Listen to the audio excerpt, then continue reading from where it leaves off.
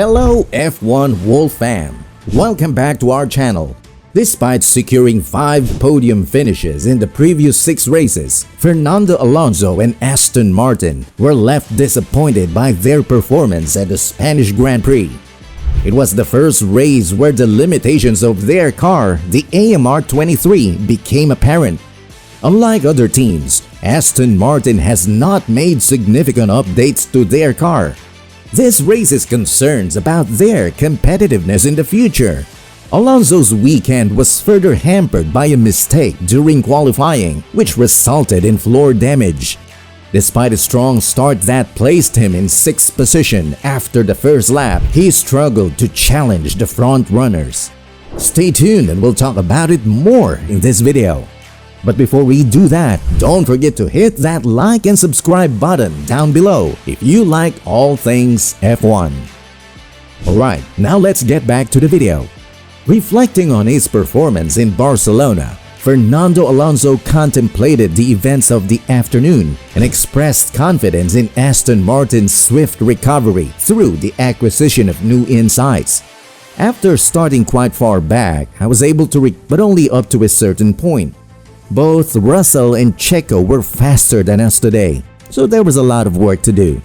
Alonso shared with the media in the post-race interview. Looking at the constructors, it's true that Mercedes gained some important points, but we, again, gained points on Ferrari. In Canada, we'll bring more things, and in Silverstone too. It will all depend on which team is bringing updates, he continued. Even then, with the normal qualifying, we would have started alongside Hamilton and could have had some better chances. I think it's just one race, and then in Canada, we crushed them, he added. Early on in the race, it became clear that Fernando Alonso, despite his championship pedigree, was unable to match the pace of the Red Bulls and the improved Mercedes, especially when using the soft tires. Lance Stroll also had a similar experience, finishing in 6th place, but lacking the performance needed to contend for a podium position. Mercedes, with their recent modifications to the W14, seem to have found a boost in speed, building upon their strong performance in the early part of the season and indicating positive signs for their future prospects. Aston Martin encountered difficulties during the Spanish Grand Prix, leading to uncertainty about their race strategy, as noted by Fernando Alonso. Alonso, who finished 7th in his home race, acknowledged that Aston Martin entered the event without a clear strategy. Starting from 8th on the grid, the AMR23 struggled to keep up with the pace of Red Bull, Mercedes, and Ferrari, resulting in Alonso trailing his teammate Lance Stroll. The first stint of the race saw Mercedes gain an advantage, with George Russell's impressive performance on soft tires. Regarding the team's strategy challenges, Alonso honestly admitted, "We didn't have a plan." Alonso himself began the race on soft tires and completed several laps on them before opting for another set of softs. While Lance Stroll also adopted a similar strategy and made progress, the other 18 drivers took a different approach. On the first stint, George was so fast that when he overtook me, I think we changed our mind a little bit. We didn't want to run to that close to the cars in front. We just tried to extend the first stint, and by doing so, we extended the second stint. We knew that our opportunity was in the last 15 laps of the race, but not enough to fight at the front, just to fight the midfield, Alonso said. Aston Martin's performance in the race didn't match their qualifying position, with Stroll slipping from 3rd to 6th. However, Fernando Alonso clarified that this issue was not specific to this race. He mentioned previous instances in Miami and Monaco where they faced challenges during practice but were able to secure strong qualifying positions and achieve positive results. Alonso stated, "In Miami, we were so confused in free practice and then we qualified on the first row.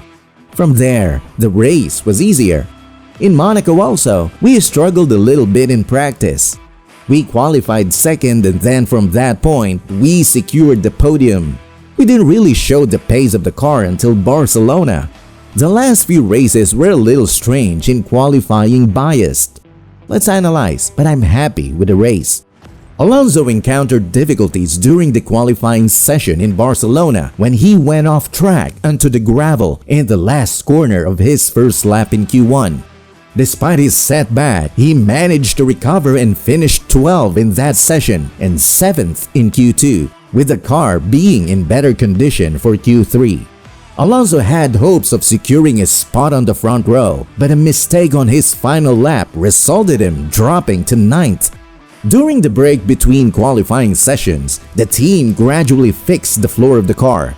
However, Alonso faced an additional challenge of not knowing how the car would perform each time he went out on track due to the repairs. Additionally, he benefited from a grid position gain due to a penalty imposed on Pierre Gasly. Aston Martin's performance director Tom McCullough highlighted the challenge faced by Alonso in adapting to a car that underwent frequent changes each time he drove it, despite receiving continuous updates and information. I think the Q1 damage in particular was really big, so the fact that he made it through that was good. What was a little bit hard for him is every run. We were preparing the car.